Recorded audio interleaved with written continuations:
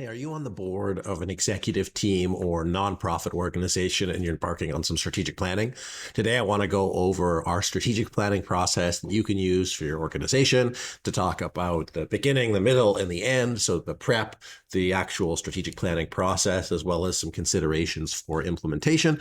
I'm going to go over pros and cons of certain approaches. So questions that you want to consider for yourself, as well as, getting ready with the right pre-work to make sure that your process can be successful.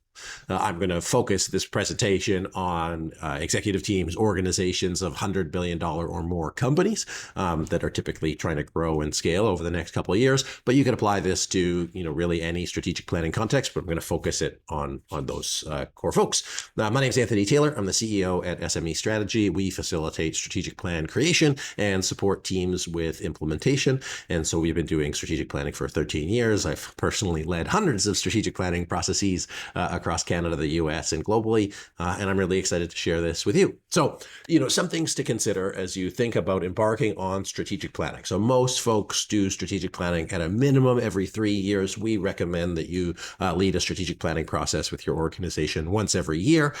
Typically, the first year of a 3-year cycle is really to set the plan, set the direction, and get alignment. And then every year after that is realign, refocus as you ultimately hit your goal. So first thing to consider is who are the participants. In most cases, it's done with an executive team, so the C-suite of an organization or the board of directors. What some folks think about doing is they might have their executive team and they might say, hey, I want to bring some staff into the process with me. The consideration for that is if you bring your executive team, some key managers, or even board members to that discussion, everybody is going to have a different lens on the organization, on the business. And so by trying to have one consistent perspective, again, recommended is the executive team. That way you're not trying to fill in the blanks, throughout the session, throughout the conversation. The benefit of having a wider lens is that you have greater buy-in, but our personal preference is to focus on one core group wherever possible. Alternatively, if you have multiple groups, let's say board and executive, then you give yourself a little bit more time. Another consideration for you as you embark on the strategic planning process is who are the stakeholders that you're going to talk to. So when we do strategic planning, we typically do a survey with the participants. And in some cases, we might do another survey with the key managers, et cetera.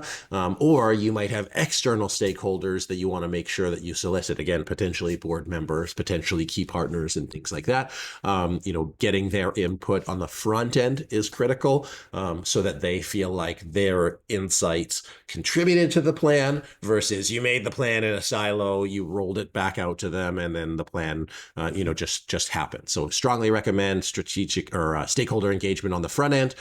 We either recommend sessions with them to have a conversation, depending on how impactful or important they are, or potentially doing it through a survey or one-on-one interviews. And later on in this video, I'll show you the full overview of the strategic planning process so that you can picture that for yourself.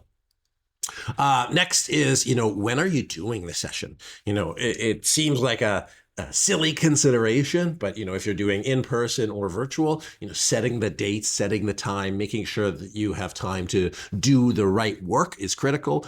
For an organization that's doing typically 50 to 100 million in revenue, we recommend 3 full days, 2 days for strategic planning, a third day to kind of get more into the implementation. I've seen some organizations try to say, hey, we've allocated 2 half days to do this, and in my experience, it's just frankly not enough. So much so that we stopped doing 1-day sessions because we couldn't promise full strategic alignment. So if you're going to the effort of aligning your team, getting everybody out and engaged and organized, I recommend a minimum of 2 days, perhaps 3. More than 3 is probably too much, unless you have something very specific or tactical that you're trying to get into. Ahead of the session, I recommend that everybody participating is clear on what they want to get out of the process. What is the outcome of the strategic plan? Different folks have learned strategic planning different ways. And so having a clear outcome for everybody is critical. When we lead strategic planning, the number one thing we help teams do is get aligned towards what we call one destination. Many organizations are in what we call the multiple destination trap. Different people have different ideas about what success looks like. They're moving in different directions. They're prioritizing differently. And so, we want to get them aligned. For example, marketing might have a different view on the business. Engineering might have a different view on the business. Operations might have a different view on the business. Sales might have a different view on the business. And the opportunity to get all of your executives on the same page towards, one clear vision of where you're going, a mission in terms of why your organization exists, values in terms of, how do we want to work together for organizations, teams, companies that are trying to grow and scale and do it relatively quickly. That behaviors piece is critical because it defines and shapes and structures how we work together, how you work together as a team. You will go through some conflict or frustration, but when you have good, clear values, it kind of sets ground rules for how everybody wants to work together. And then coming out of it, we recommend 3 high-level priorities and then cascade it to goals and actions. So we'll talk about that a little bit further. But, as you go through the session and you talk to the executives, what they want to get out of the session, having a clear what's in it for them, what's in it for us going into it will have them be more invested into the process. They'll focus. They won't schedule overlapping meetings, and they'll really be committed. The other thing that I find out of that process is that there's the core strategy stuff that they want to get out of it, vision, mission. Hey, we want to prioritize. But then there's also a couple more tactical things. Hey, we want to figure out how to work together on this issue, or we want to discuss this merger, or we want to talk about exit plans, or, scaling revenue or whatever. So there's often operational type conversations, existential type conversations that are well suited for this kind of strategic planning arena. And so by pulling those into the agenda or the process ahead of time, it helps just really have a good time away. For context, these meetings can cost an organization $40,000 or $50,000. So it's with the cost of a facilitator. So it's not a small investment. But if you think of growing and scaling a $100 million company to 200, 300, 500, 800, $1 billion, it's the investment that's required to support that momentum. Another question for you to consider is what is the approach that you want to take? Are you going to do this virtually or in person, depending on the nature of your business? You might want to do virtual because it's kind of smaller chunks over time. Majority of our clients prefer in person. It allows that bonding time. It's just nice to kind of fully block out that time away. And then again, the question is, do you want to do it over 2 days or 3 days?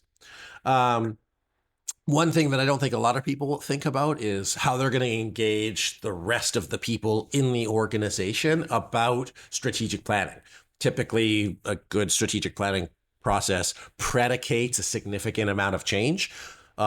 Or there has been a lot of change and you're doing strategic planning to realign everybody in the organization. So getting a pulse check ahead of it helps you better understand, how the team is going to be feeling through those conversations. It helps support implementation because you're understanding where people are at so that you can, customize the message coming out of it. But really understanding how the team is feeling, especially if there's, burnout, apathy, there could be excitement because of what's going on, but it's really important to assess it on the front end. Last 2 things to consider. One is, anticipating any challenges. Hey, this has been a contentious issue. We need to make sure that we allocate time for this, or this has been a historical challenge. Or, we had a group recently and they say, hey, we just transitioned our CEO and our organizational structure has been very different. Or we just did our full restructure, 6 months ago, and the team is positive, but still a little bit trepidatious. So all of those things play into the environment around your strategic plan. So thinking about all of those as you go through it. And then last kind of pre-consideration before you go through the strategic planning process is how are you going to implement it? Have you allocated time to stay on top of your plan to make sure that you have enough time and energy to move it forward? And so this is the full strategic planning process that SME strategy uses, moving from left to right. First is stakeholder engagement. So whether that stakeholder engagement is pre-work with your executive teams, whether that's surveying managers and leaders within the organization that aren't at the executive. If you're in a nonprofit, you might have key stakeholders, funders, et cetera, that you want to talk to, or you have board members that you want to like pull in from this. A lot of other groups think about, what is the like data that we need to bring into this? And then that would kind of fall into that pre-portion. Bring any data, bring any information you need to the session so that when you ultimately do make a decision, you're ready to make a call one way or the other. From there, you want to move into, full strategic planning, again, done over 2 or 3 days with the use of a facilitator or without, and, really focusing on that alignment. I'm going to go through each of these later, but fundamentally it's, going from where are we now as an organization? Where do we want to be? What is that ideal future state?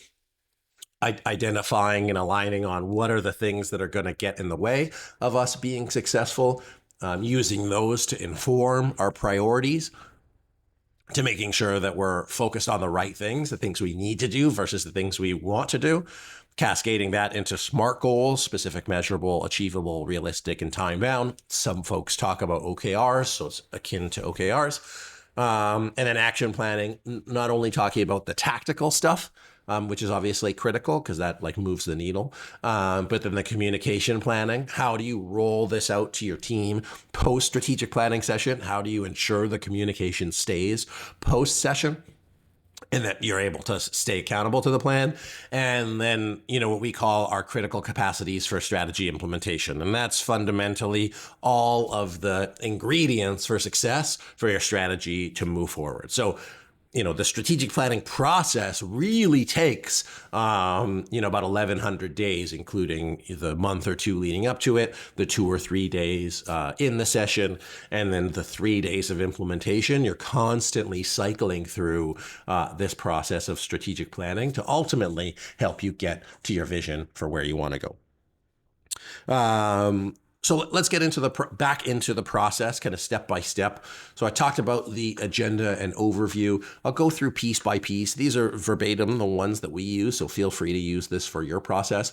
I'm going to share it at the level of you understanding how 2 days might go, 3 days might go. Again, I'll kind of just use the 3 days since we're a bigger organization. What it looks like typically is an organization gets together offsite. They sit in a U shape. They got a projector in front. There's a facilitator in front. And as we progress through the 2-3 days, you start getting Post-it notes, those big 3M ones, get filled up with all of these sections. And every section is an opportunity for your team to align, to get things out of their brain and onto paper, to move it from implied to explicit, to help everybody get on the same page in terms of where the organization is and where you want it to go. So first, a SWOT scan, there's different folks who discuss the validity of a SWOT scan. The reason we do it is for everybody to get an aligned perspective on where we're at, what's going well, what's not going well, what are some opportunities. We probably have more opportunities than we have time and money and energy to go after, as well as some threats. What are some challenges that we might face in the future that we need to be aware of? We do a trend analysis. The purpose of the trend analysis is to discuss not only where we are, and not only where the world was, but to look at where the world is going in the future so that we can build our plan for a couple of years from now versus a couple of years ago. With the speed of change, we do 3-year strategic plans most of the time because the speed of change is so quick. Back in the day, you might do a 5-year strategic plan, but we find that it's harder to stay relevant with that long of a time frame. The exception is if you're a utility, a large organization, doing real estate or you're relatively slow to move, in which case 5 years might make sense. From there, we'll look at our future state. What does success look like for us? And again, this is our strategy development format. It follows, management science best practice in terms of aligning around a vision, mission, and values. Fundamentally, we ask if success was a place, how would we know if we've arrived? If you have 12 people on your executive team, everybody has a different idea of what success looks like, you're not going to the same place. So our goal as facilitators is to align you towards one vision of success for where you're ending up. We also want to look at our mission, your mission, in terms of why do we exist as an organization. It's fundamentally like, what are we in the business of? What widget do we make? What is the outcome that we are providing, 70% of the time? By having a clear and aligned decision around this, it'll help you inform prioritization, it'll help you inform investment, and it'll ultimately support you in what to say no to. If you're a mission-based organization, this would be more important than the vision, but they, work off in tandem. Values and behaviors are like the way we work around here. How do we do things? For high-performing organizations, these are critical. These are the rules of how we work. This supports ultimately like the performance at the highest level moving forward. Then we talk about risks and roadblocks. What are the things that are going to get in the way of us accomplishing what we want to accomplish? It's about really being, practical and specific, while also using the opportunity to align on different risk profiles. So some people see a thing as a high risk, some people might see a thing as a low risk. It's an opportunity to align and decide, what is most important for us as an organization. And so by having everybody discuss what the roadblocks are, it makes an aligned perspective on what we have to do now versus what are some things we might be able to do later. So prioritizing the risks that are in this red zone versus something that might be, in the yellow zone or the green zone. So really it goes back to that alignment, goes back to prioritization. And then leading into prioritization, the one thing we talk about often is, do you want to do a lot of things a little or a few things very well? When we work this through with teams, it becomes obvious what they need to work on. While there might be 6 or 7 different priorities that are key, the group will then say, hey, we really need to do these 3 things. And having done this for over a decade, I get to see the tail of strategic plans. And it's neat to see when organizations have been focusing on a thing for a year to 2 to 3 years, how when they review it, they make the progress. They make the progress because they're not trying to boil the ocean. They're not spreading their resources organizationally, institutionally, where they're putting their strategic time and energy is very discrete. And so they're able to make significant progress. The other thing that happens is because communications are centered around these core strategic priorities, they're able to address and resolve issues very quickly. They're also able to, if there's any breakdowns, they're able to address the breakdowns very quickly. And then they maximize resource allocation. You don't have the luxury of wasting money as you're trying to grow and scale quickly. So it really helps you determine where do you need to put your bets, where do you need to put your investments, where do you need to prioritize hiring or any other types of decision making. From there, we set objectives and goals. This is where a lot of strategic plans kind of fall apart because they have too many objectives, which are qualitative, and they don't have enough goals, which are measurables. So this is about putting a scorecard or scoreboard within your strategic planning process so that everybody understands the success metrics. As in, if we're trying to grow $30 million in this vertical, that's not the same amount of energy that's going to be required if we're trying to grow $5 million in this vertical. So the scale of what's trying to be accomplished is critical. The other piece at a bigger level, when you have a goal like this in the vision, say, hey, we're trying to get from 200 to 400 million. Well, if we're trying to bridge that revenue gap, there's a lot more things that have to kind of fall into place to make that work sustainably and at scale. And so by having those specifics, it helps teams really focus their energy. Many times you'll see something like a vision that says, we want to be the number 1, or we want to be the best or the top tier. It doesn't actually give an organization, a team, an individual enough context in terms of what's required to make that happen. There's too many gaps that they have to fill. And so we recommend being as explicit as possible when it comes to making that happen. So objectives, qualitative, this is where most people are comfortable looking at what they could measure. It looks like more or less of something, whereas goals are from X to Y by date. They're specific, they're measurable, people know what it is, and either with a baseline or without a baseline. And we talk about leading and lagging indicators, which I'll save for another video. And now looking at action planning, once we know where we want to go, then you start breaking it down to actions. What do we need to do over the next 3, 6, 9, 12 months? What are some projects? Who's going to be doing the work? What are the dates, etc. Um, you know, it's very easy to build an operational plan, but the key part of this is that everything needs to be in alignment. The actions need to drive the goals drive the objectives drive the priorities mitigate the risks, the risk mitigation supports accomplishment of the mission, and then the vision. So everything is in alignment. It helps your team stay ultra focused so that as you get into that 3 years of implementation, it's a lot easier to keep the plan on the rails with the right level of accountability, which then goes into the importance of sharing and communicating your plan. This is external communication as well as internal communication, getting the team bought into it. One of the things that I get people to think about is there's 12 people on your executive, but there's 2,000 people in your organization.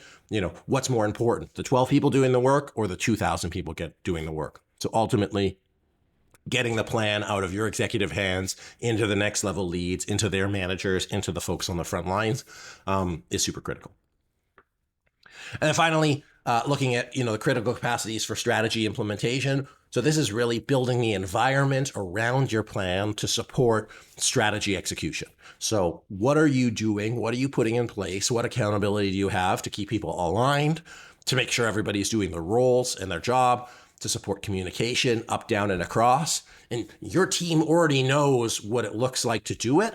They already know what's likely going to get in the way, but they don't always know if they have the permission to prioritize certain activities. So by having the conversations, by building the skills, by working through it, your team will say, actually, we need to do this because if we don't do this, there's no way that we're going to move our plan forward. And there's several $100 million at stake if we don't. So really having that awareness of where the priorities need to be as an organization is key. Tracking, monitoring, reporting, that's really being a performance-minded organization. Culturally, that can be a big shift for organizations, even at 9 figures. Values, behavior, and culture. Your behaviors and culture will change because your organization needs to change. So managing that appropriately and supporting the folks in being successful in that culture. And then leadership and change management is having the skills as an executive team to support changes, to remove roadblocks, to be able to build capacity internally to support this next future. And so all of these happen in a cycle. We do management training workshops, and all of our programs are designed to support building these and having aligned conversations about them. But it's really about making the environment around your plan and then investing sufficient time as an executive team, 5% of your total time, to supporting strategic plan implementation. One of the surprising things that I see is organizations looking at their workforce. Not everybody knows what they're supposed to be doing, or their jobs have shifted over time that they have to go through and update, reclarify, realign on expectations around job descriptions and duties because the organization has shifted so many times that in order to be able to support that alignment and productivity, getting those job descriptions clear is something that I see almost 100% of the time, which is kind of shocking, but interesting to see what teams have to put in place in terms of systems and structures to grow and scale. So I've talked a little bit about the strategic planning process, talked about what a 2 or 3 day program can look like. When we get into that third day, we look at things like change management, we deepen goal setting, we talk about action items, and we really help teams decide and align on what it takes to move it forward. So if you're thinking that, having somebody to support you with this process would be helpful, you can obviously reach out to us at SME Strategy and we can facilitate this with you. I talked about some of the common mistakes that I see folks making. And, ultimately it boils down to either not putting enough time into this entire process, not putting enough time into following up and accountability, like letting the day-to-day take over the strategic, and not enough time at actually working through existential issues. So one way to think about, unknown is if your team is stuck at an unknown, they just don't know what's next, they can't progress. And so existentially or decision wise, if there's a decision that needs to be made, your team will not be able to move to that next place until there's a decision that gets agreed upon and documented. And so one of the reasons why our strategy implementation programs are so effective is because teams then make time to say, hey, I have a conversation that I need to bring up at the executive level. We need 10, 15, 20 minutes to work through it. It's often not a lot of time, but because the existing operational leadership team agenda is often so packed with either business as usual or other stuff, that never makes it to the top of the list. So not enough time to work on strategy, not enough time to follow up on it, not enough time to work through existential issues. And then also, like, I call it cutting corners, but avoiding things. Conflict is actually really effective for strategy implementation, because if you don't work through the conflict, you work around the conflict. And then it takes so much longer to get anything done. So whether that's conflict in terms of how teams or individuals work together, whether that's conflict in terms of decision-making rights, whether that's conflict in terms of communication or lack of communication flows, whether that's conflict because, teams aren't working together or aren't sharing, or there's just simply misalignment. So there's a lot of things that can break down post-strategy session. So of course, getting the strategic planning process done as an executive team, making sure that you have alignment towards a clear vision, mission, values, strategic priorities, and all of that is critical. But also ensuring that as you work through that 3 days of implementation, that you allocate enough time, money, energy, focus to work through those conversations, work through those unknowns, support teams and individual leaders wherever they're at, and then it allows you to work through the layers of challenges that your organization might face. You start ticking off little ones that are often process related, and then you can get to the kind of people challenges, and then you can really start hitting the ground running with transformational efforts at scale. Implementations become faster, implementations become easier, progress is felt. Typically that can take about 9 months to a year to 18 months before you really start seeing the fruits of your labor. But there will obviously be quick wins that you can experience in the first quarter or two in terms of tasks that have been on the radar. They get bumped up into a high priority, they get done, and they start opening up, real breakthrough opportunities for you, your team, and your organization. So if you're interested in working with SME Strategy, one of our facilitators to support you in this process, reach out to us, smestrategy.net. There's a link below where you can click that. And we're happy to answer any questions, happy to work through, your specific situation in terms of how you might want to lead your process with your team, with your organization, what stakeholder engagement could look like. In some cases, stakeholder engagement could be 10 or 15 groups. The strategic planning done typically over 2 or 3 days. And then strategy implementation, running it through a 12-month program. In terms of cost, because that's something that people often ask, to do our 3-day alignment program is $21,500. To do a 2-day program is $16,500 plus, expenses. But if you think of the time, money, investment that your leadership team goes through every single day, it really supports their capacity in ensuring that they're making the right decisions. Their salaries way outweigh our fee, and it's really about making them more effective. And then our implementation packages are $2,000 or $4,000 a month, depending on if you want executive coaching. We walk your team through, a series of workshops, as well as our monthly and quarterly reviews. And our clients find that extremely helpful to just keep the focus on there, to ask challenging questions, to probe, and to shift the context of your team to help you work through whatever you need to work through as you move forward. So I hope today was helpful. I hope this supports you in building an effective strategic planning process for your organization from beginning, middle to end. It'll support you in getting to your one destination, aligning your team, and moving you out of the multiple destination trap. My name is Anthony Taylor. I'm the CEO at SME Strategy. We look forward to being your partners in strategic planning success. Again, please feel free to reach out for a conversation, no obligation, no cost, just to help you work through your own questions about how to move this forward. I know that some groups, have wanted to do this for years and haven't either had the executive support or haven't had the framework or haven't found the right partner. And so hopefully we've addressed many of those things for you so that you can make this your year to support the scaling and growth of your organization. Thanks so much. Hope you enjoyed today's video, and we look forward to connecting with you very soon. Take good care.